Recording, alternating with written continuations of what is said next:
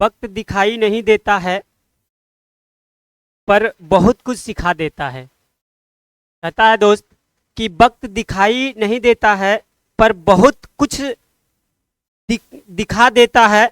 अपनापन तो हर कोई दिखाता है पर अपना कौन है ये वक्त ही दिखाता है। तो जय हिंद, मैं एसएम करण आप सभी को स्वागत करता हूं और आशा करता हूं कि आप लोगों का जो है बेहतर तैयारी चल रहा होगा और आपके तैयारी में जो है और अच्छा से आपका तैयारी हो सके, इसलिए हम जो है इस फुल पत्ती वाली क्लास जो है ये दूसरा एक क्लास जो है हम लोग ले चुके हैं। अगर वो क्लास आप नहीं देखे हैं तो वो क्लास आप जरूर देखिएगा। और ये क्लास जो है फुल पत्ती वाली क्लास ये दूसरा होने वाला है और इसमें जो है हम लोग चलते हैं और इसमें हम लोग जो है ना बुक दर्शन कर रहे हैं। हिंदी वाला क्या कर रहे हैं? हिंदी वाला बुक दर्शन। हिंदी वाला जो बुक है उसका ऑब्जेक्टिव जो है हम लोग कर रहे हैं और इसमें नंबर 1 बुक दर्शन होगा। इसमें फुल पत्ती की तरह जो है हम लोग क्लास को सजाते हैं और पहला वाला क्लास जो आप नहीं देखे हैं ना तो आप जरूर देखिएगा। और इसमें यहाँ पर 12th क्लास के लिए है और जो 11th के स्टूडेंट है वो भी आप देख सकते हैं इस क्लास को, क्योंकि आप लोगों को जो है इसके फायदा होगा आगे। तो यहाँ पे जो है ना बुक दर्शन करेंगे। नंबर बुक दर्शन 12th का बिहार बोर्ड के लिए जो 2025 में देंगे उनके लिए बहुत फायदेमंद होने वाला है। और चलिए आगे जो है हम लोग चलते हैं आगे। फिर से एक बार हमारे सामने भगत सिंह आए हैं तो इनको सैल्यूट तो बनता है। चलिए आगे जो है हम लोग चलते हैं। यहां पर हम लोग जो है सप्ताह में जो है ना 4 क्लास हम लोग करने वाले हैं। 2 हिंदी का और 2 इंग्लिश का। और इसमें जो है आपको 4 दिन आपको मिलेगा और बाकी जो 2 दिन बचता है उसमें एक दिन इंग्लिश का मैराथन मिलेगा, एक क्लास जो है हिंदी का मैराथन मिलेगा और एक क्लास हिंदी का मैराथन मिलेगा। हम कोशिश करेंगे कि आपका जो है संपूर्ण रिवीजन आपका हो जाए और आप जो है यहाँ पे अच्छे से तैयारी कर सकें। और ये जो है आपको कहाँ मिलेगा इस क्लास में बताया जाएगा। और फिर जो है हम ये दूसरी क्लास को जो है फुल पत्ती वाली क्लास को हम श्री गणेश करते हैं, नमन करते हैं। चलिए इनको चरणों में और इस क्लास को जो है हम श्री गणेश करते हैं। तो फुल यहाँ पे जो है ना कल जो हम लोग क्लास देखे थे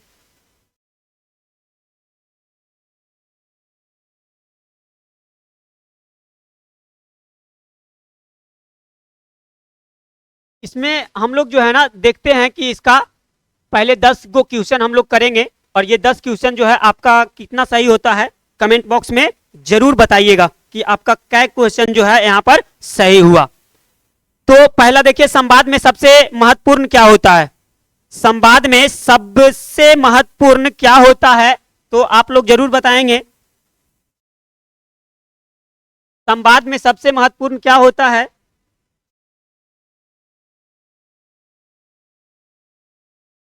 संवाद में सबसे महत्वपूर्ण क्या होता है? तो यहां पर जो है आत्मीयता क्या होता है? आत्मीयता,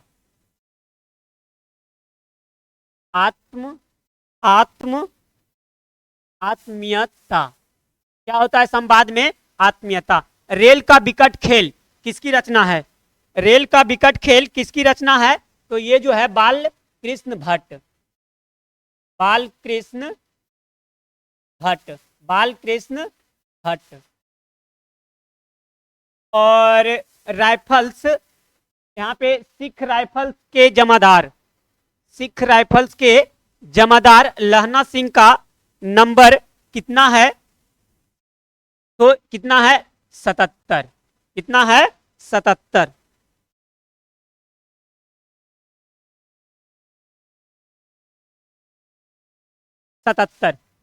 आगे जो है हम लोग चलते हैं कि सूबेदार हजारा सिंह के लड़के का नाम क्या है? सूबेदार हजारा सिंह के लड़के का नाम क्या है? बोधा सिंह। क्या है? बोधा सिंह। और पुरानी हिंदी किसकी रचना है? पुरानी हिंदी किसकी रचना है? तो हम लोग यहां पर देखेंगे पुरानी हिंदी जो है वो किसकी रचना है, तो चंद्रधर शर्मा गुलेरी। चंद्रधर शर्मा गुलेरी। चंद्रधर शर्मा गुलेरी। लहना सिंह के गांव का नाम क्या है बताएंगे आप लोग, तो मांझे। कहाँ है? मांझे। मांझे। और मांझे आगे कहता है उसने कहा था कहानी कब प्रकाशित होती है? उसने कहा था कहानी कब प्रकाशित होती है?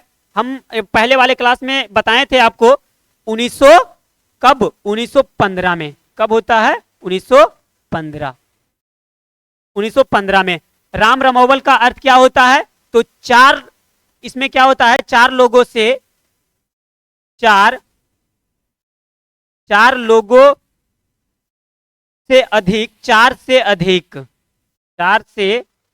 अधिक लोगों के बीच बातचीत। आगे कहता है 1974 में बिहार प्रदेश के मुख्यमंत्री कौन थे? बताएंगे तो अब्दुल गफूर। कौन थे? अब्दुल गफूर। कौन थे? अब्दुल गफूर।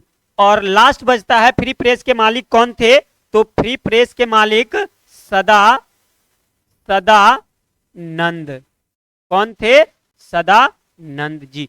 तो आपका जो है कितना क्वेश्चन सही होता है ये जरूर बताइएगा, आप कमेंट बॉक्स में बताइएगा कि आपका जो है ये 10 में कितना सही होता है। आप लोग जो है इसको एक बार स्क्रीनशॉट भी ले सकते हैं।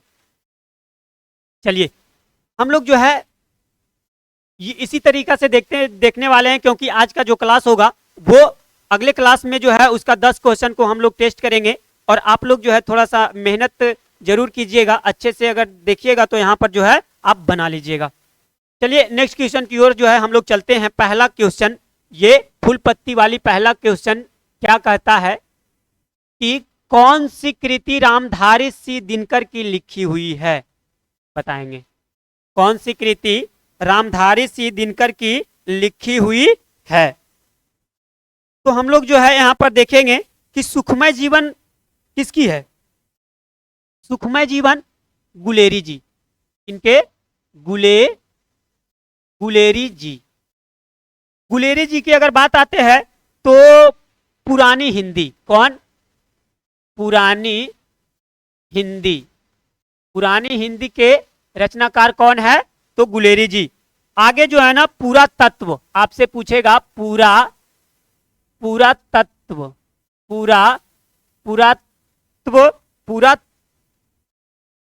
यहां पे देखेंगे पूरा तत्व।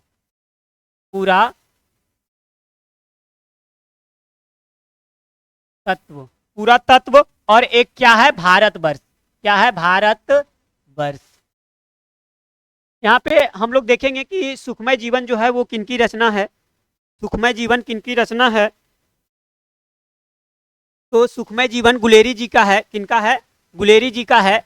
और सुखमय जीवन किनकी है? गुलेरी जी का है। और गुलेरी जी का और कौन है? पुरानी हिंदी के रचनाकार कौन है? तो गुलेरी जी। और आगे पुरातत्व किनका है?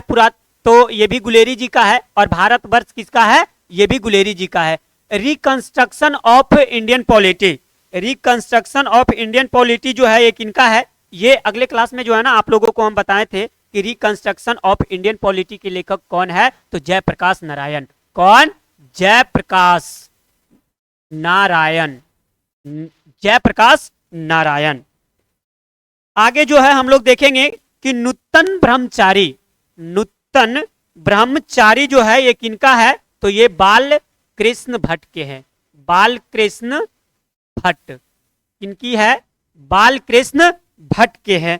और इनका जो है ना एक और हमें याद रखना है, 100 अजान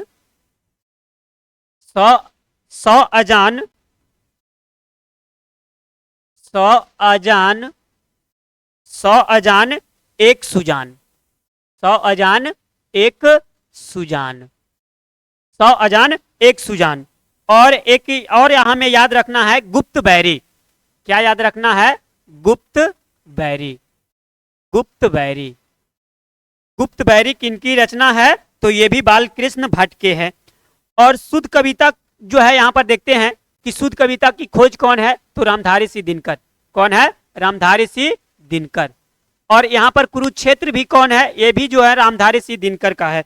हमें जो है ना ये दोनों यहाँ पर जो है रामधारी सिंह दिनकर का दे दिया गया था। ई वाला भी ऑप्शन है जो कुरुक्षेत्र भी उन्हीं का है। कुरुक्षेत्र जो है ना 1946 में प्रकाशित होती है। कब? 1946 में। और शुद्ध कविता की खोज जो है 1966 में। कब होता है? 1966 में। शुद्ध कविता का खोज वो उन्होंने कब किए थे? 1946 में, 1966 में और 1946 में कुरुक्षेत्र। और इनका जो है हमें और याद रखना है, कुरुक्षेत्र हो गया, हुंकार हो गया, हुंकार हो गया। हुंकार जो है 1938 में। कब? 1938 में। और होता है नील कुसुम, नील कुसुम, नील कुसुम 1954 में। कब? 1954 में। नील कुसुम 1954 में। और इनका देखेंगे उर्वशी। कौन? उर्वशी। कौन? उर्वशी जो है 1961 में। कब? 1961 में। तो यहाँ पे जो है हम लोग देख लिए पहला क्वेश्चन को। आप लोग जो है स्क्रीनशॉट भी इसे ले सकते हैं कि कौन सा कृति जो है, कौन सी कृति रामधारी सिंह दिनकर जी की लिखी हुई है? तो सुखमय जीवन। और यहाँ पे सुखमय जीवन गुलेरी जी का है। और रामधारी सिंह दिनकर का शुद्ध कविता की खोज 1946 में। ये भी है कुरुक्षेत्र सॉरी, यहाँ पर शुद्ध कविता की खोज जो है 1966 में। और कुरुक्षेत्र 1946 में। हुंकार 1938 में। नील कुसुम 1954 में। और उर्वशी 1961 में। यहां जो है हम लोग नेक्स्ट क्वेश्चन की ओर चलते हैं। आगे जो है अगला क्वेश्चन की ओर हम लोग चलते हैं। नेक्स्ट क्वेश्चन क्या कहता है कि काव्य, काव्य की भूमिका किसकी कृति है? बताएंगे कि काव्य की भूमिका किसकी कृति है? काव्य की भूमिका किसकी कृति है? आप लोग बताएंगे। जयप्रकाश नारायण, रामधारी सिंह दिनकर, बालकृष्ण भट्ट और चंद्रधर शर्मा गुलेरी। तो यहां पर जो है ना हम देखेंगे कि जयप्रकाश नारायण जो है ये संपूर्ण क्रांति के हैं। इनके हैं संपूर्ण क्रांति, संपूर्ण क्रांति। रामधारी सिंह दिनकर की अगर बात हम करते हैं तो ये रामधारी सिंह दिनकर काव्य की रचना कौन? रामधारी सिंह दिनकर जी ने ही किए थे। काव्य की भूमिका जो है वो किसकी कृति है? रामधारी सिंह दिनकर का है। अगला जो है ना इनका और हमें याद रखना है कि but people, but people, but people 1961 में। कब? 1961 में। अगला जो है मिट्टी की ओर। अगला हम देखेंगे दिनकर जी के मिट्टी की ओर। मिट्टी की ओर कब प्रकाशित होती है? 1946 में। 1946 में। कब? 1946 में। और एक और जो है इनका हमें याद रखना है अर्धनारीश्वर, अर्धनारीश्वर। अर्धनारीश्वर जो है कब प्रकाशित होता है? 1952 में। कब? 1952 में। अर्धनारीश्वर 1952 में। हमें बालकृष्ण भट्ट के बारे में हमें जानना है तो बातचीत,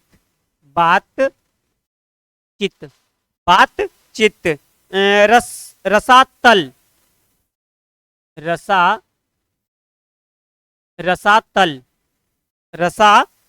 रसातल यात्रा, रसातल यात्रा। और उचित दक्षिणा। और हमें क्या याद रखना है? उचित दक्षिणा। उचित दक्षिणा किसकी कृति है? तो ये भी बालकृष्ण भट्ट का है। उचित दक्षिणा, उचित दक्षिणा। और हमें क्या याद रखना है? पद्मावती, पद्मावती।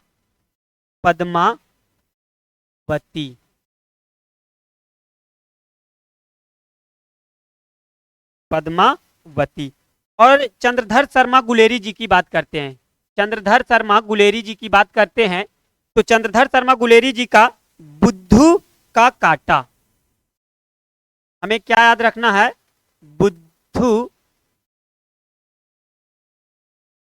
बुद्धू का कांटा।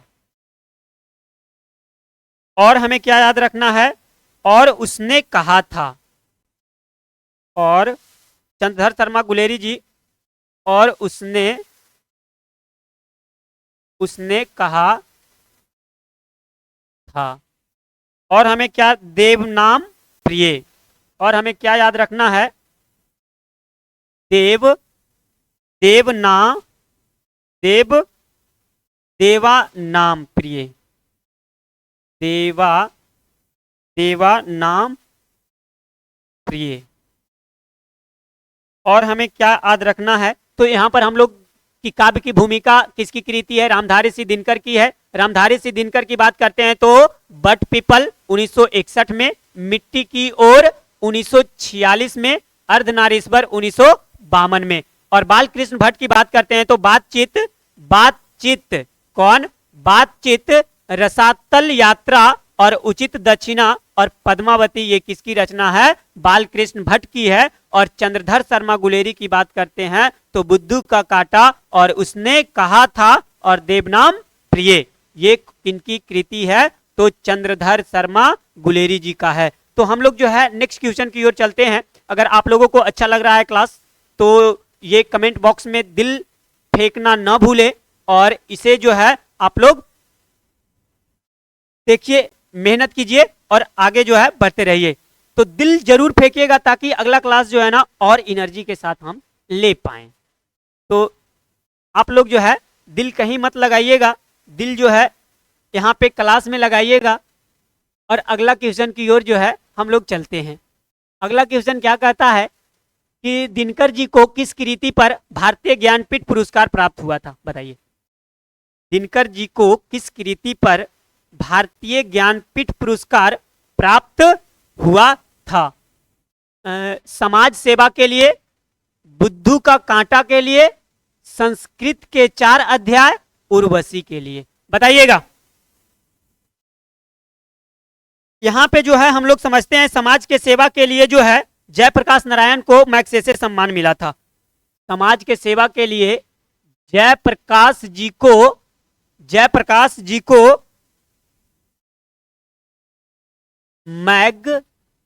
मैग्सेसे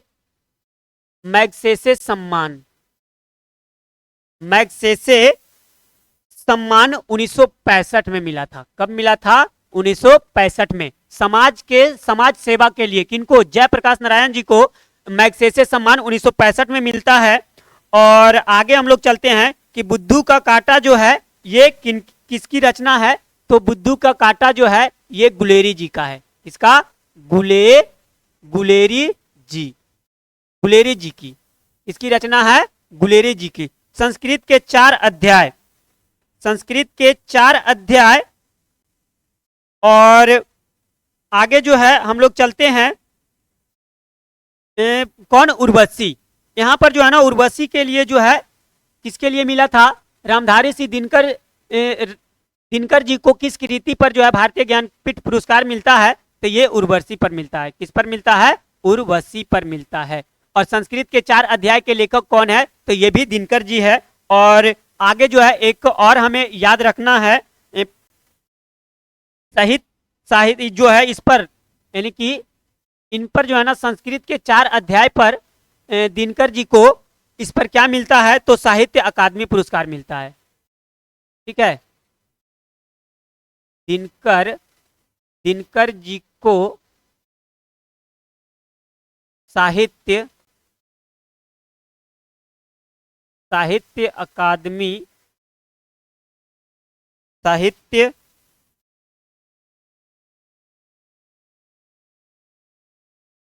अकादमी पुरस्कार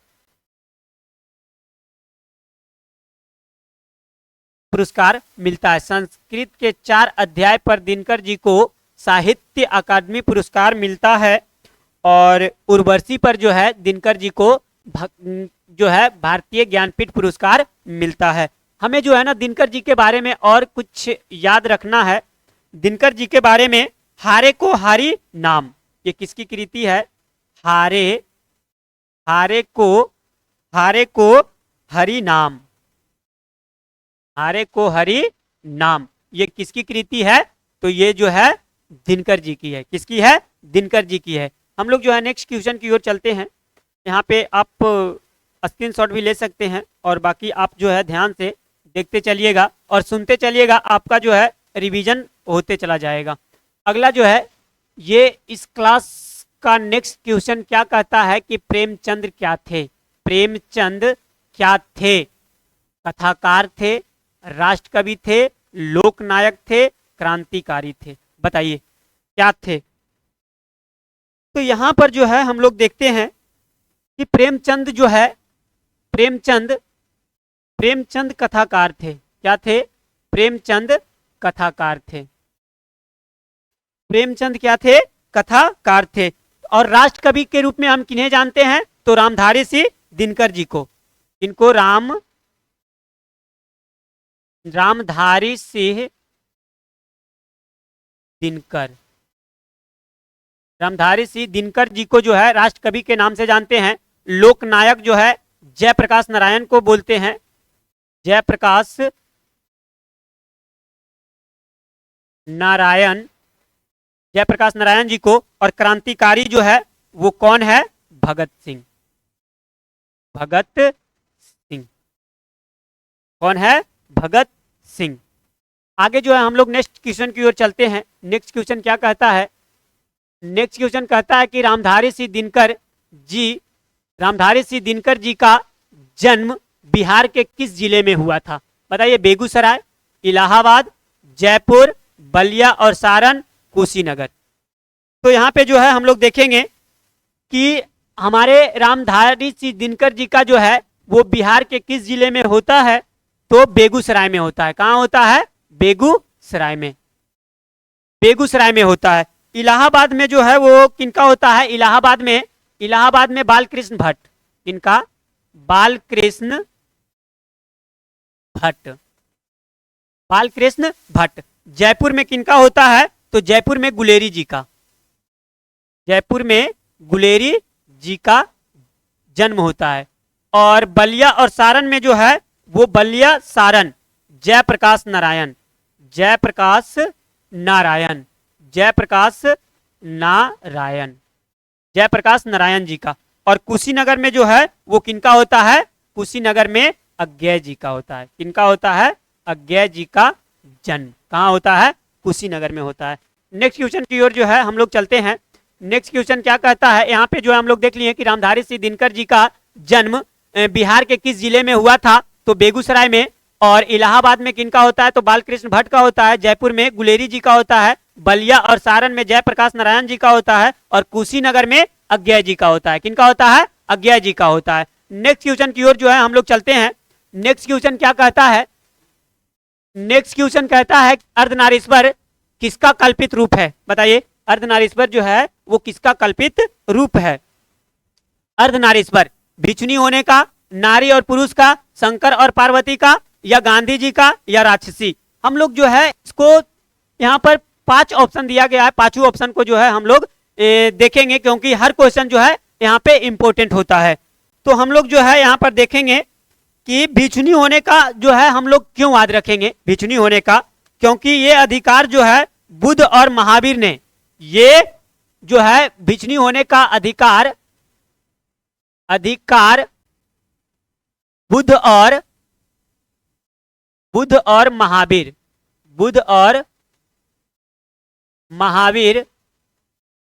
महावीर ने नारियों को दिया है, ने नारियों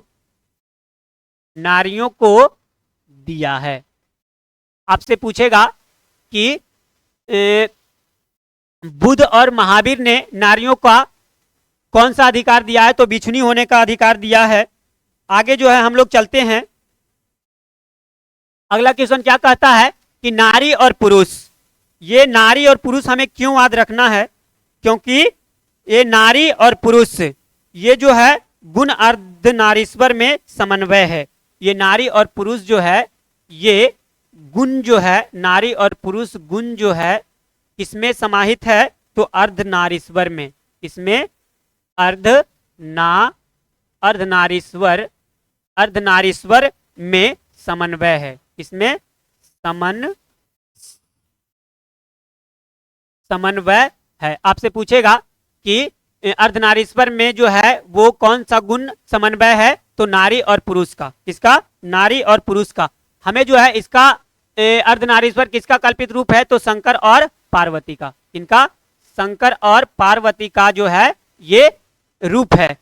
आगे हम लोग देखते हैं कि गांधी जी, हमें गांधी जी क्यों याद रखना है, तो गांधी जी जो है गांधी जी अपने जीवन में, गांधी जी अपने जीवन के अंतिम दिनों में, जीवन के अंतिम दिनों में, जीवन के अंतिम दिनों में ये नारीत्व की साधना की थी। नारीत्व की साधना की थी। नारीत्व की साधना की थी। कौन? अपने जीवन के जो है अंतिम दिनों में नारीत्व की साधना किसने की थी, तो गांधी जी। और राजसी हमें क्यों याद रखना है, क्योंकि प्रेमचंद के अनुसार, किसके अनुसार? प्रेमचंद के अनुसार,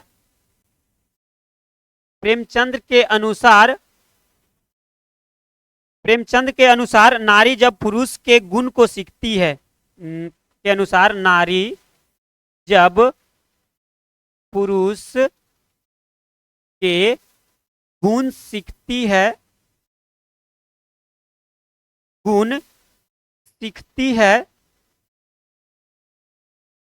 तो ये किसका धारण कर लेता है? राक्षसी का। किसका? राक्षसी का।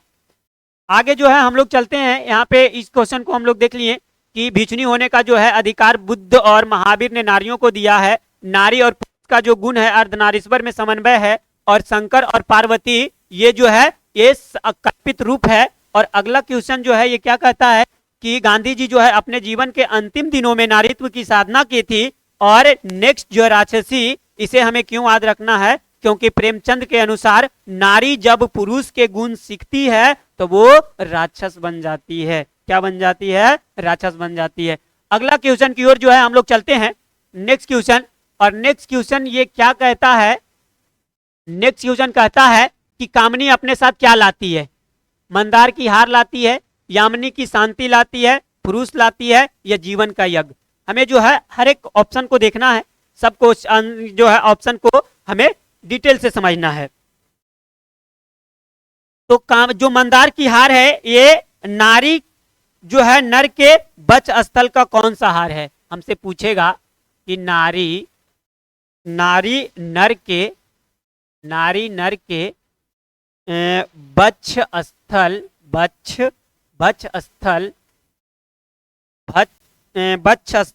का कौन सा हार है? बच स्थल का कौन सा हार है? तो हमें क्या बताना है? मंदार की हार। और हमें जो है कामनी अपने साथ क्या लाती है? तो यामिनी की शांति लाती है। क्या लाती है? यामिनी की शांति। हमें पुरुष जो है वो क्यों याद रखना है? क्योंकि नारी के सुख दुख, हमसे पूछेगा कि नारी के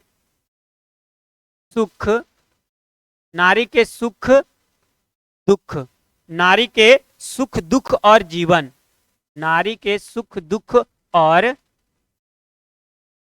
जीवन, नारी के सुख दुख और जीवन मरण किस पर जो है किसकी मर्जी से टिकी हुई है? मरण किसकी मर्जी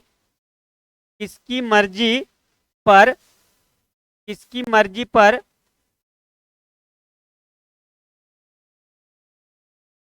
टिकी है?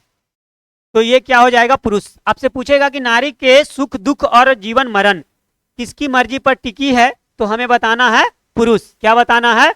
पुरुष बताना है। क्या बताना है? पुरुष बताना है। और जीवन का यज्ञ जो है हमें ये क्यों याद रखना है? तो जीवन का यज्ञ जो है नारी को किस यज्ञ में बराबर हिस्सा है? आपसे पूछेगा कि नारी को किस यज्ञ नारी को किस यज्ञ में बराबर का हिस्सा है? बराबर का हिस्सा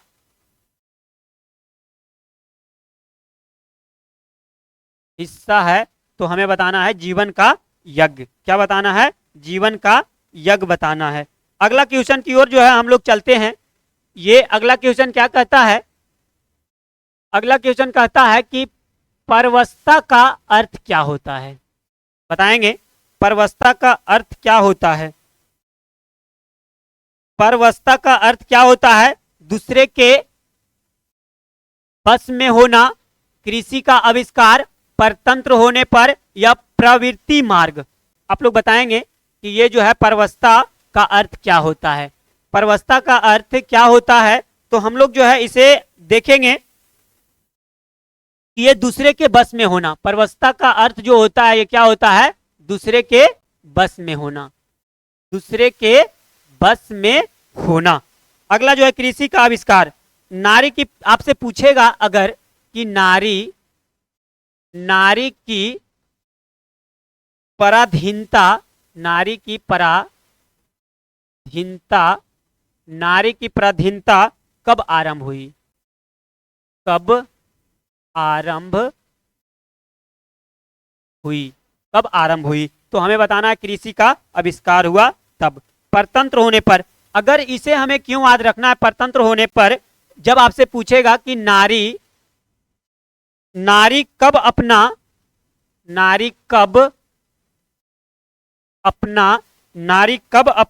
समस्त मूल्य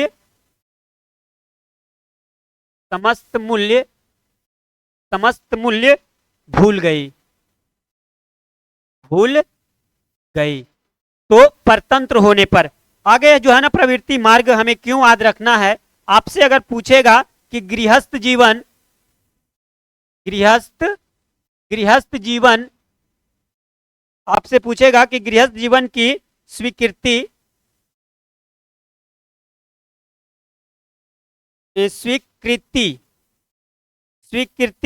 का मार्ग कौन सा है? स्वीकृति का मार्ग कौन सा है? तो हमें बताना है प्रवृत्ति मार्ग। आपसे अगर पूछेगा, यहाँ पे ये जो है चारों ऑप्शन हम देख लिए कि परवस्ता क्या होता है, परवस्ता का अर्थ क्या होता है, तो दूसरे के बस में होना। हमें कृषि का आविष्कार क्यों याद रखना है? क्योंकि अगर आपसे पूछेगा कि नारी की पराधीनता कब आरंभ हुई, तो हमें बताना है जब कृषि का आविष्कार हुआ। अगर आपसे पूछेगा ये जो है ना कि नारी कब अपना समस्त मूल्य भूल गई, तो आपको बताना है परतंत्र होने पर। आप ये जो है आपसे अगर पूछेगा गृहस्थ जीवन की स्वीकृति का मार्ग कौन सा है, तो आपको बताना है प्रवृत्ति मार्ग। आगे जो है हम लोग नेक्स्ट क्वेश्चन की ओर चलते हैं। नेक्स्ट क्वेश्चन क्या कहता है? पाठ्य पुस्तक में, आगे जो है कि पाठ्य पुस्तक में कड़वक कहां से लिए गए हैं? बताएंगे कि पाठ्य पुस्तक में कड़वक कहां से लिए गए हैं? विनय के पद से, सूरसागर से, पद्मावत से। कहां से लिए गए हैं? पद्मावत से।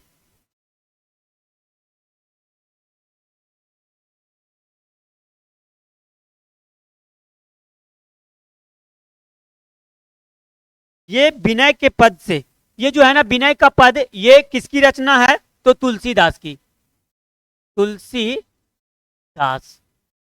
तुलसीदास किनके हैं? तुलसीदास के पद। इनके पद है तुलसीदास। अब यहाँ पे जो है सूरसागर, ये जो है किसका है? तो सूरसागर जो है ये सूरदास के पद हैं। सूरदास के पद कौन है? तो सूरसागर। और ये जो है कड़वक कहां से लिया गया है? तो पद्मावत से। कहां से? पद्मावत से। कहां से लिया गया है? पद्मावत से। नेक्स्ट क्वेश्चन की ओर जो है हम लोग चलते हैं। अगर आप लोगों को अच्छा लग रहा है क्लास, तो जरूर कमेंट में बताइएगा कि ये क्लास कैसी लग रही है। और अगला क्वेश्चन की ओर जो है हम लोग चलते हैं, और इसी तरीका से जो है आपका रिवीजन होगा। आगे चलते हैं। आगे कहता है कि जायसी रचित पद्मावत की भाषा क्या है? जायसी रचित पद्मावत की भाषा क्या है? ब्रजभाषा है, अवधी है, खड़ी बोली? अब बताएंगे इसमें क्या है। तो ब्रजभाषा हमें देखना है कि सूरदास की रचना जो है वो कौन सी भाषा में होती है। सूरदास की रचना ब्रजभाषा में। सूरदास, सूरदास की रचना, सूरदास की रचना कौन सी भाषा में होता है? ब्रजभाषा में। और भूषण के मुख्यतः अपनी रचना। और एक आपसे और होगा भूषण, कौन? कवि भूषण। तो भूषण जो है, भूषण ने मुख्यतः, भूषण ने मुख्यतः अपनी रचना जो है कौन सी भाषा में की है? अपनी रचना कौन सी भाषा में की है? ब्रजभाषा में। और ये जो है, ये जायसी रचित पद्मावत जो है ये अवधी भाषा है। कौन सा भाषा में? अवधी भाषा में। और अवधी भाषा में और क्या है? तो तुलसीदास के पठित पद भी। कौन? तुलसीदास, तुलसीदास, तुलसीदास के पठित पद, तुलसीदास के पठित पद भी जो है वो कौन सी भाषा में है? अवधी भाषा में है। जयशंकर प्रसाद, खड़ी बोली हमें क्यों याद रखना है? क्योंकि जयशंकर प्रसाद, जयशंकर, जयशंकर प्रसाद, जयशंकर प्रसाद ने अपनी काव्य, जयशंकर प्रसाद ने अपनी काव्य, अपनी काव्य, अपनी काव्य की रचना की है। अपनी काव्य की रचना, अपनी काव्य की रचना की है। कौन सी भाषा में? खड़ी बोली में। तो यहाँ जो है ये हम लोग सारे ऑप्शन को देख लिए। नेक्स्ट क्वेश्चन की ओर जो है हम लोग चलते हैं। और इसी उमंग के साथ अगला क्वेश्चन यहाँ पे आपके सामने आया है। देखिए कि तुलसीदास का जन्म कहाँ हुआ था, बताएंगे। तुलसीदास का जन्म कहाँ हुआ था? तुलसीदास का जन्म कहाँ हुआ था? दिल्ली के निकट सिही नामक गांव में, दिल्ली के निकट सिही नामक ग्राम में, अमेठी उत्तर प्रदेश, राजापुर बांदा उत्तर प्रदेश, या दक्षिण भारत शैशव जयपुर राजस्थान प्रवास। बताइए कहाँ वो चले गए, कहाँ जन्मे। आगे जो है इसमें कहता है तुलसीदास यहाँ पे दिल्ली के निकट। यहाँ पे जो है ना हम लोग समझेंगे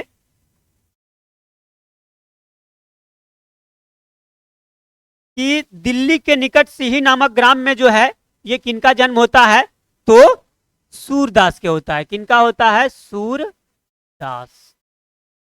यहाँ पे पूछेगा कि सूरदास का जन्म कहाँ होता है? तो दिल्ली के निकट सिही नामक ग्राम में जन्म होता है। अमेठी, अमेठी, अमेठी हमें क्यों याद रखना है?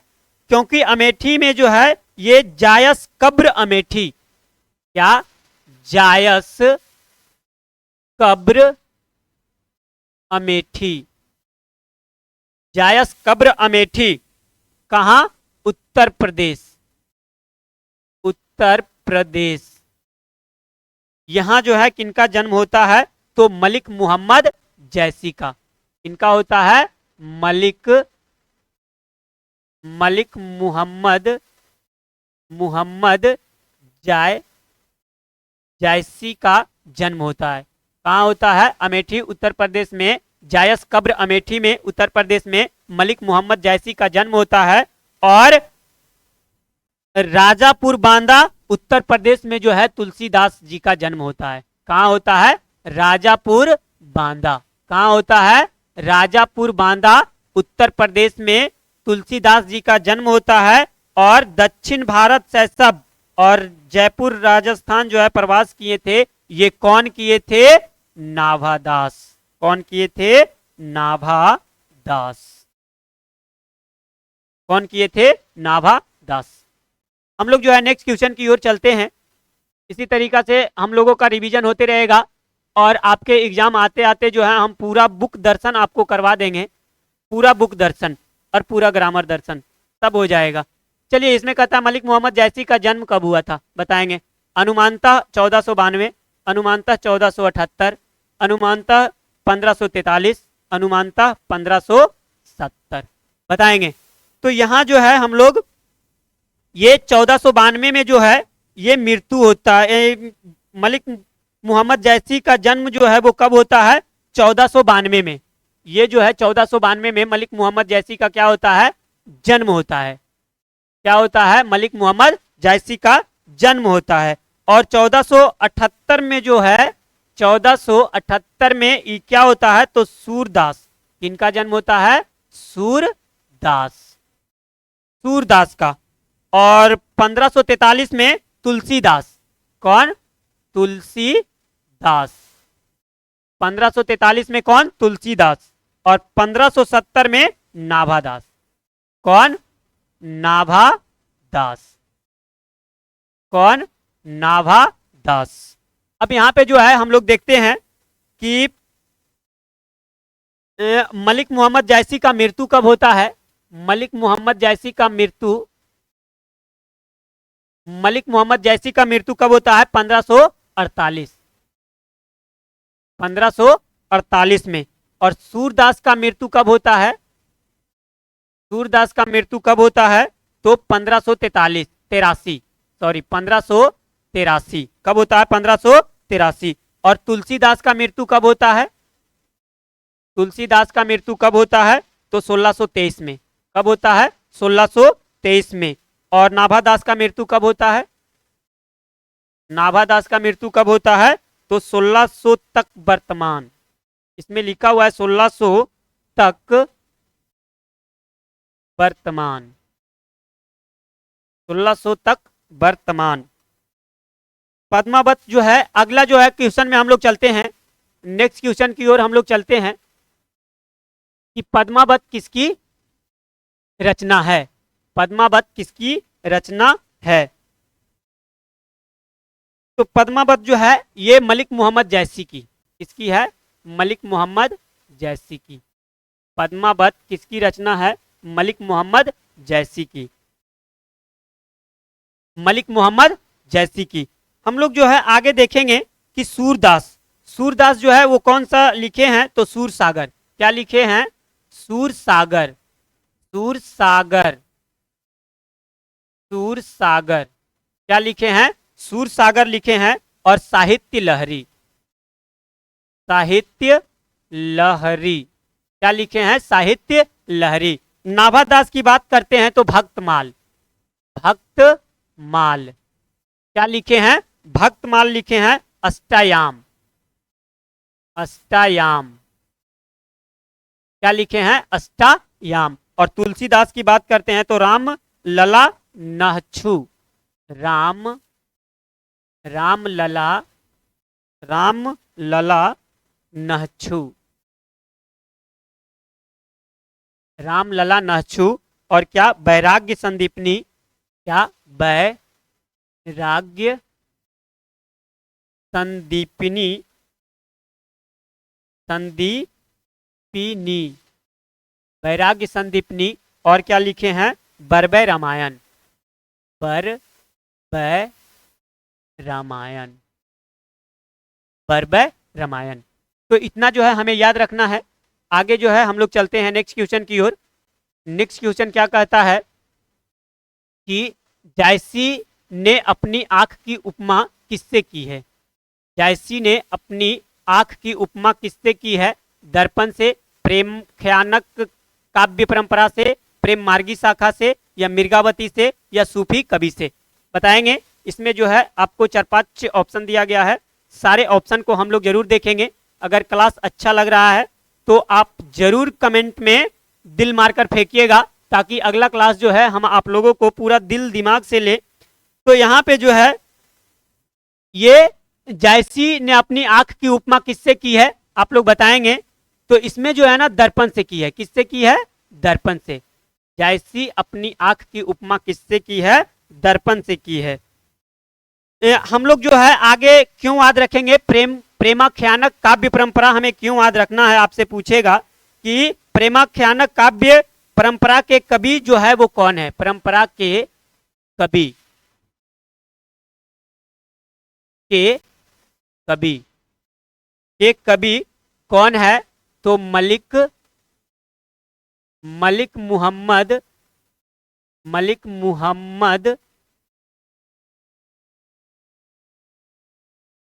मुहम्मद जायसी। मलिक मोहम्मद जायसी। प्रेम मार्गी शाखा आपसे पूछेगा कि के कवि कौन है, के कवि कौन है, तो हमें बताना है। ये अगर शाखा पूछेगा तो ये भी, जैसे अगर पूछेगा कि परंपरा, तो ये प्रेमाख्यानक काव्य परंपरा होगा। अगर शाखा पूछेगा कि मलिक मोहम्मद कौन से शाखा के है, तो प्रेम मार्गी शाखा के है। मलिक यानी कि मलिक मोहम्मद जायसी। मलिक मोहम्मद जायसी। आपसे पूछेगा कि कौन से परंपरा के है, तो प्रेमाख्यानक परंपराओं के है, और कौन से शाखा के है, तो ये प्रेम मार्गी शाखा के कवि है। और आगे जो है हमें बताना है, ये मिर्गावती कुछ नहीं है, सूफी कवि। तो ये हमें बताना है कि अगर आपसे पूछेगा कि जायसी किस तरह के कवि हैं, जायसी किस तरह के कवि है, तो ये सूफी कवि है। कैसी है? सूफी कवि है। आगे जो है नेक्स्ट क्वेश्चन की ओर जो है हम लोग चलते हैं। नेक्स्ट क्वेश्चन क्या कहता है कि मलिक मोहम्मद जायसी हिंदी साहित्य की किस काव्य धारा से जुड़े थे? बताएंगे। फकीर, प्रेम मार्गी शाखा, श्रृंगार रस, वत्सल्य रस। तो हमें बताना है कि ये जो फकीर है ये कौन है। फकीर हमें क्यों याद रखना है? क्योंकि पूछेगा कि जायसी थे, तो जायसी क्या थे? फकीर थे। और हमें अगर बताना है कि मलिक मोहम्मद जायसी जो है ये कौन से शाखा, तो प्रेम मार्गी शाखा के कवि है। कौन से? प्रेम मार्गी शाखा के कवि है। आगे जो है श्रृंगार रस, हमें पूछेगा कि जायसी के काव्य का, हमसे पूछेगा कि जायसी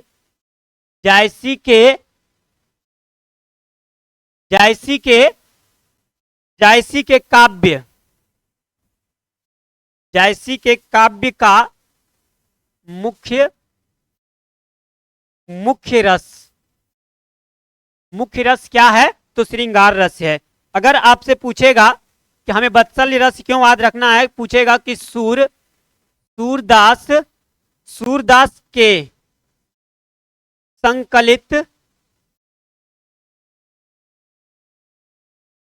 के संकलित पदों में कौन सा रस है? पदों में कौन सा रस है? कौन सा रस है? कौन सा रस है? तो हमें बताना है वत्सल्य रस। यहाँ पे हो गया कि मलिक मोहम्मद जायसी हिंदी साहित्य के किस काव्य धारा से जुड़े हैं, तो प्रेम मार्गी शाखा से जो है जुड़े हुए हैं। हमें फकीर जो है, जायसी क्या थे? फकीर थे। श्रृंगार रस जो है वो जायसी के काव्य का मूल्य रस जो है, वो मूल्य रस क्या है? तो श्रृंगार रस है। और सूरदास के संकलित पदों में कौन सा रस है? तो ये वत्सल्य रस है। हम लोग जो है नेक्स्ट क्वेश्चन की ओर चलते हैं। नेक्स्ट क्वेश्चन क्या कहता है, ये नेक्स्ट क्वेश्चन यहाँ पे देखते हैं कि क्या कहता है कि तुलसीदास के पिता का नाम क्या है?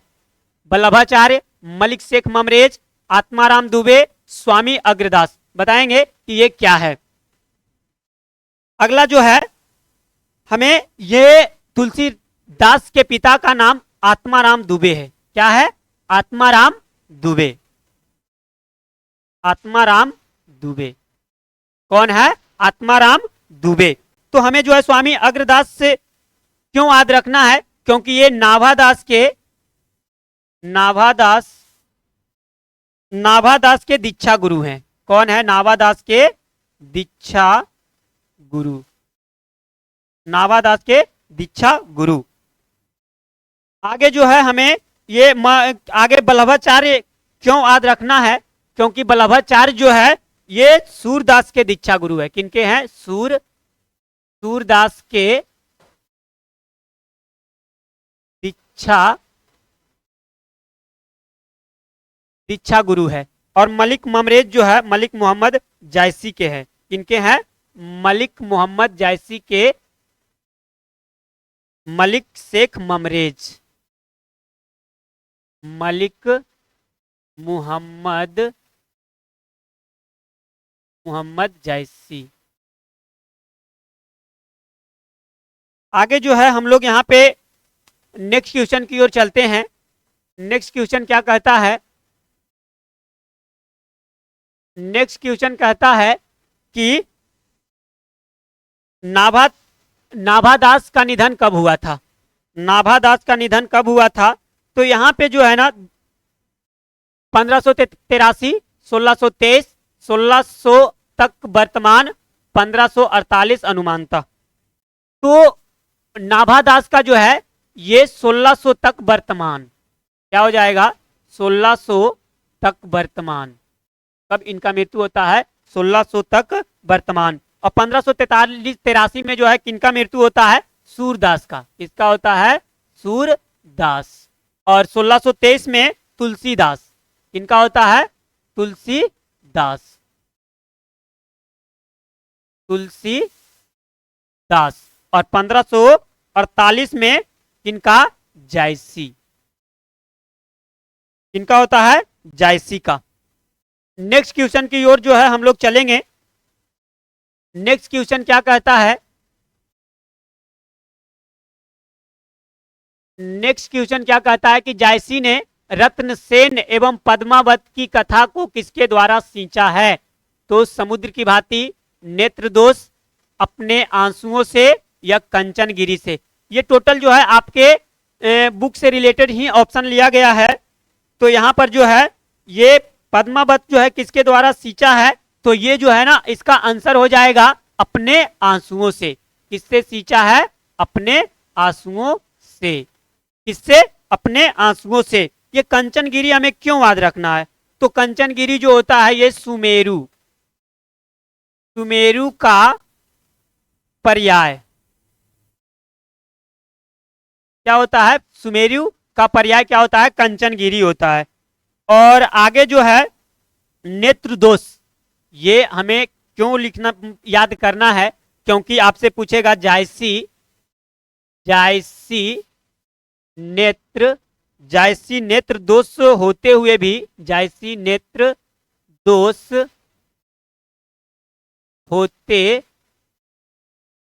होते हुए भी गुणवान है। जायसी नेत्र दोष होते हुए भी क्या है? गुणवान है। गुणवान है। आपसे पूछेगा कि कौन जो है नेत्र दोष होते हुए गुणवान है? तो जायसी। समुद्र की भांति हमें क्यों याद रखना है? क्योंकि आपसे अगर पूछेगा जायसी का काव्य रस, जायसी के काव्य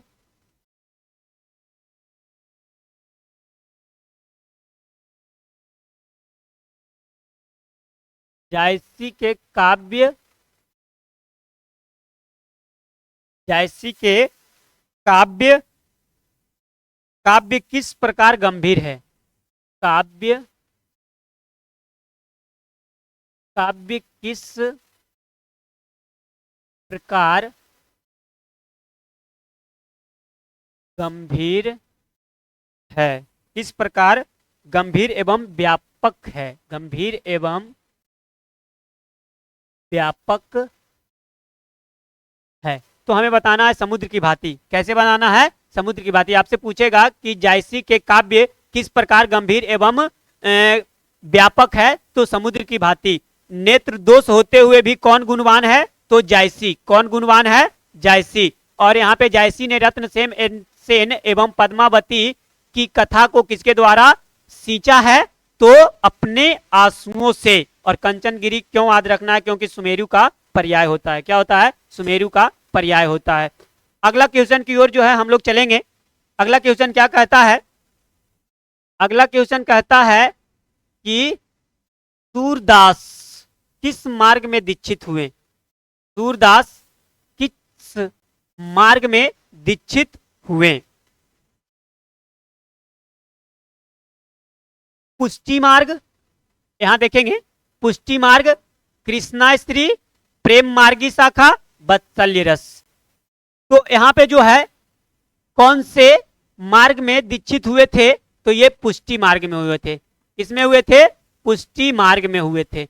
इसमें हुए थे पुष्टि मार्ग में। हम लोग जो है कृष्णा स्त्री जो है हमें क्यों याद रखना है, क्योंकि आपसे पूछेगा कि सूरदास किस धारा के कवि है। आपसे अगर पूछेगा कि सूरदास किस किस धारा के कवि हैं, आपसे अगर पूछेगा कि सूरदास किस धारा के कवि है तो कृष्णा स्त्री होगा। क्या होगा? कृष्णा स्त्री। प्रेम मार्गी शाखा के कवि कौन है, आपसे अगर पूछेगा कि प्रेम मार्गी शाखा के कवि कौन है तो जायसी। कौन है? जायसी। कौन है? जायसी। और वत्सल्य रस हमें क्यों याद रखना है, क्योंकि सूरदास के संकलित पदों का रस है। कौन है? सूरदास के संकलित पदों का रस है। सूरदास के संकलित पदों का रस क्या है, तो वत्सल्य रस है। क्या है? वत्सल्य रस है। तो हम लोग जो है इसी प्रकार से आगे जो है चलते हैं। अगर समझ में आ रहा है तो लाइक जो है करते चलिएगा और कमेंट में अपना कमेंट लिखना ना भूलिएगा। प्रस्तुत प्रथम पद में कृष्ण को किसको सूचना दी जाती है? प्रथम पद में कृष्ण को किसकी सूचना दी जाती है? यहां पे देखिएगा, मुर्गा की, नंद की गोद में, भोर होने की, कृष्ण की जूठन की, या कृष्ण की भक्ति की, या सूरदास की? किसका? सूरदास के। यहाँ पे जो है एफ तक आपका आ गया है। तो हमें जो है ना सारे ऑप्शन को देखना है, क्योंकि सारे ऑप्शन जो है आपके लिए इंपॉर्टेंट हो जाता है। तो पहला जो है इसका प्रस्तुत प्रथम पद में कृष्ण को किसकी सूचना दी जाती है, तो इसमें हो जाएगा भोर होने की। किसकी सूचना दी जाती है? भोर होने की। अच्छा, मुर्गा जो है ये क्या होता है, तो तमचूर। तमचूर का अर्थ अगर आपसे पूछेगा तो क्या बताना है? मुर्गा। क्या बताना है? मुर्गा बताना है। तमचूर का अर्थ, तमचूर का अर्थ क्या होता है? मुर्गा होता है। आगे जो है नंद की गोद। आपसे अगर पूछेगा कि कृष्ण कहां बैठकर, कृष्ण कहां बैठकर भोजन करते हैं? भोजन करते हैं, तो क्या हो जाएगा? नंद की गोद में। आगे जो है हमें कृष्ण की जूठन हमें क्यों याद रखना है? आपसे अगर पूछेगा कि सूरदास, आपसे पूछेगा सूरदास को किस चीज की भूख है, तो हमें क्या बताना है? कृष्ण की जूठन की। और हमें कृष्ण भक्ति की क्यों हमें याद करना है? आपसे अगर पूछेगा कि सूरदास किस भक्ति के कवि हैं, सूरदास किस भक्ति के कवि हैं, तो हमें बताना है कृष्ण भक्ति की। आगे जो है आपसे पूछेगा सूरदास के, हमें जो है ये क्यों याद रखना है, तो सूरदास जो है ये वत्सल्य के, आगे हमें क्या याद पूछेगा कि वात्सल्य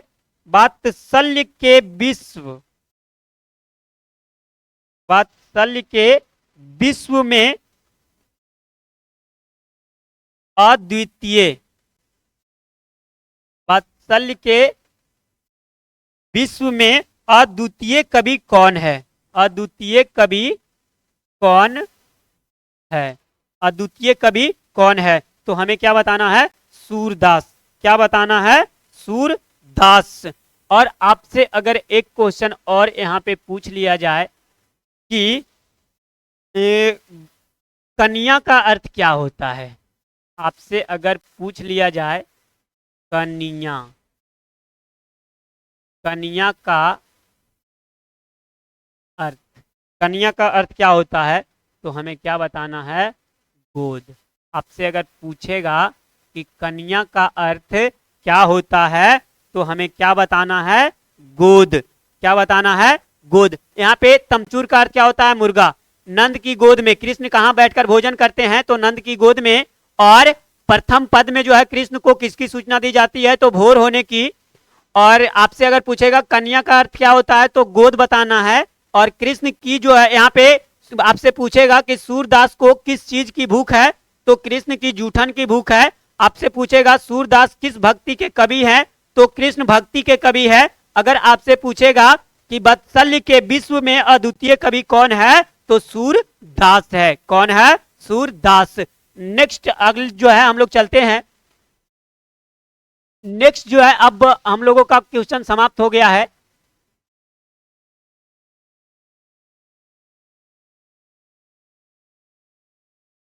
और ये जो है आज का गृह कार्य आप लोग जो है यहाँ पे बताइएगा कमेंट में। और कमेंट में जो है अगर क्लास ये अच्छा लग रहा है तो कमेंट में आप जरूर दिल मारकर फेंकिएगा, और वहां से जो है हम जरूर आपके लिए नेक्स्ट क्लास जो है अच्छे से और इनर्जेटिक से जो है हम ले सके। तो थैंक यू वेरी मच। और आगे जो है हम आपसे विदा लेते हैं, और ये कमेंट में जरूर बताइएगा कि ये क्लास कैसा लगा।